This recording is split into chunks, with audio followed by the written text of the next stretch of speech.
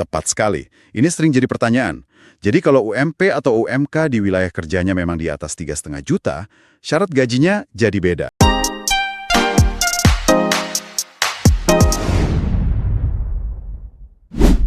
Halo, ketemu lagi. Halo. Kali ini kita mau ngobrolin soal bantuan subsidi upah ya, BSU ya, buat tahun 2025.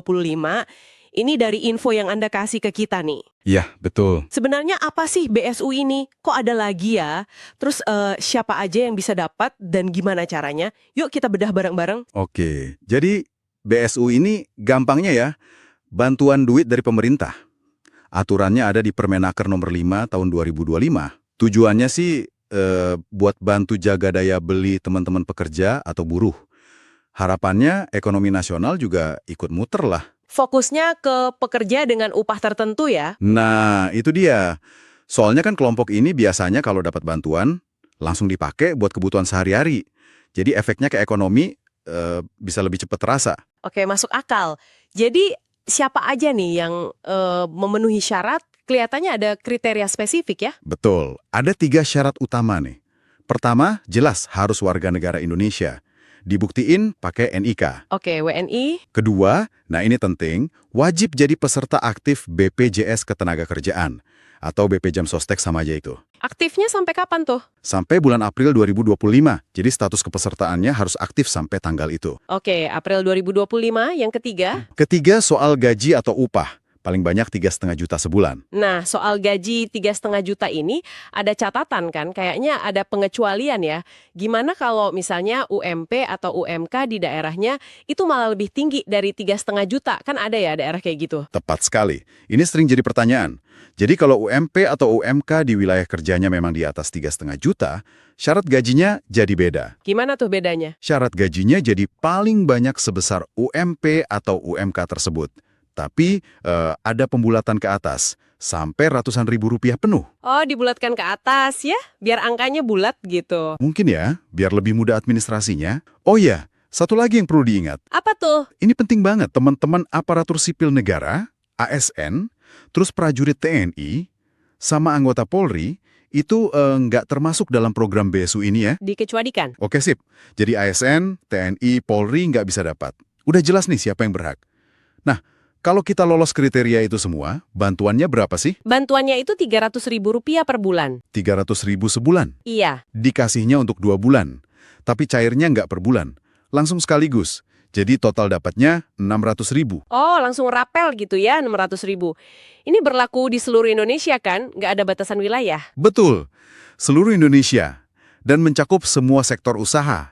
Nggak dibatasi sektor tertentu aja. Ada prioritas nggak? Misal yang belum pernah dapat bantuan lain. Ada. Jadi prioritasnya itu buat pekerja atau buruh yang di tahun anggaran berjalan ini nggak sedang menerima bantuan program Keluarga Harapan atau PKH. Oke, jadi yang nggak dapat PKH lebih diutamakan ya? Iya, gitu aturannya. Nah, ini nih bagian yang mungkin agak teknis tapi penting.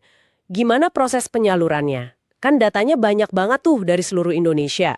Verifikasinya gimana? Iya, prosesnya memang bertahap dan melibatkan beberapa pihak. Awalnya itu dari BPJS Ketenagakerjaan atau BP Jam Sostek. Mereka ngapain? Mereka yang pertama kali nyaring data pesertanya. Dilihat dari NIK, status kepesertaan aktifnya per April 2025 tadi, terus data upah yang dilaporkan perusahaan. Kelengkapan data juga dicek ya? Pastinya. Kelengkapan data rekening bank misalnya. Kalau udah lolos taringan awal di BPJMS Sotek, nah, data calon penerima ini dikirim ke Kementerian Ketenagakerjaan, ke Kemnaker. Oke, data udah di Kemnaker nih. Terus diapain lagi sama Kemnaker? Ada cek ulang lagi? Pasti ada. Kemnaker melakukan verifikasi dan pemadanan data lagi. Lebih detail. Dicacokin sama data apa aja tuh? Mereka cek silang lagi. Misalnya apakah nama ini juga terdaftar sebagai penerima PKH? Atau mungkin tercatat sebagai guru honorer? Atau jangan-jangan ASN? TNI, Polri yang tadi dikecualikan. Oh, biar nggak double atau salah sasaran ya. Betul banget. Selain itu, dicocokkan juga NIK dengan nomor rekening bank dan nama pemilik rekeningnya. Harus sama persis, nggak boleh beda. Wah, lumayan ketat ya prosesnya. Setelah semua cek dan recheck berlapis itu selesai, terus uangnya gimana caranya bisa sampai ke rekening pekerja? Nah, kalau daftar penerima yang udah valid, itu sudah final, Kemnaker bakal langsung transfer dananya. Kemana transfernya? ke bank penyalur yang ditunjuk. Bisa Bank Syariah Indonesia, BSI, bisa juga bank-bank BUMN yang tergabung di Himbara. Himbara itu kayak BNI, BRI, Mandiri, BTN gitu ya? Ya, betul. Atau bisa juga disalurkan lewat PT Pos Indonesia. Biasanya buat yang mungkin belum punya rekening di bank-bank tadi. Terus uangnya langsung masuk ke rekening si pekerja. Iya, uangnya langsung ditransfer ke rekening bank pekerja yang sudah terdaftar dan tervalidasi tadi, rekening yang existing. Oke, sip. Prosesnya udah kebayang. Nah, ini pertanyaan pamungkas nih, penting buat Anda yang lagi dengerin dan mungkin ngerasa, wah kayaknya saya masuk kriteria nih. Gimana cara paling gampang buat ngecek status kita? Apakah kita termasuk yang berhak dapat BSU atau enggak? Ada beberapa cara resmi kok buat ngeceknya. Apa aja tuh? Gampang ini. Pertama, bisa cek langsung di website resmi BPJS Ketenagakerjaan. Alamatnya bpjsketenagakerjaan.go.id.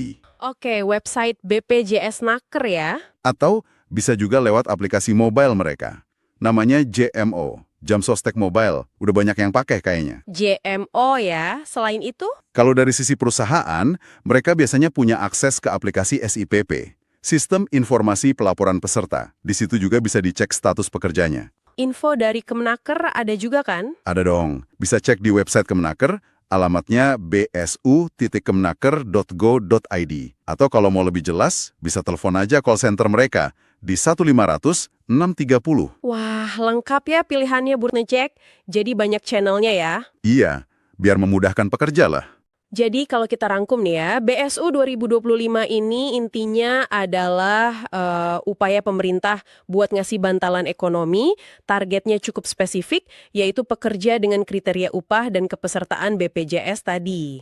Betul. Dan yang menarik, ini sangat mengandalkan data dari BPJS Ketenagakerjaan sebagai, ya bisa dibilang tulang punggungnya ya, ditambah proses verifikasi berlapis biar nggak salah sasaran. Tepat sekali. Yang menarik di sini sebetulnya bukan cuma soal bantuan tunainya ya, tapi gimana program BSU ini dari tahun ke tahun bisa jadi semacam test case gitu ya. Test case buat apa nih? Buat pemanfaatan data BPJS Ketenagakerjaan secara lebih luas lagi untuk kebijakan sosial pemerintah. Ini nunjukin ada pergeseran penting dalam cara pemerintah menargetkan bantuan. Integrasi data antar lembaga kelihatan makin kuat di sini. Menarik itu. Integrasi data ya kuncinya. Oke, sebagai penutup nih, ada satu pemikiran buat Anda renungkan. Silahkan. Kan BSU ini sangat bergantung pada akuratnya data. Data kepesertaan, data upah yang dilaporkan perusahaan ke BPJS Ketenagakerjaan. Nah, kira-kira program kayak gini bakal ngaruh nggak ya ke perilaku pelaporan data ke depannya? Maksudnya gimana tuh? Iya, apakah ini justru bisa mendorong perusahaan dan pekerja buat lebih tertib, lebih akurat laporin datanya, biar kalau ada program kayak gini lagi bisa dapat? Atau, jangan-jangan malah muncul tantangan baru terkait pelaporan data ini, gimana menurut Anda? Coba direnungkan ya. Pertanyaan bagus itu, buat dipikirin lebih lanjut.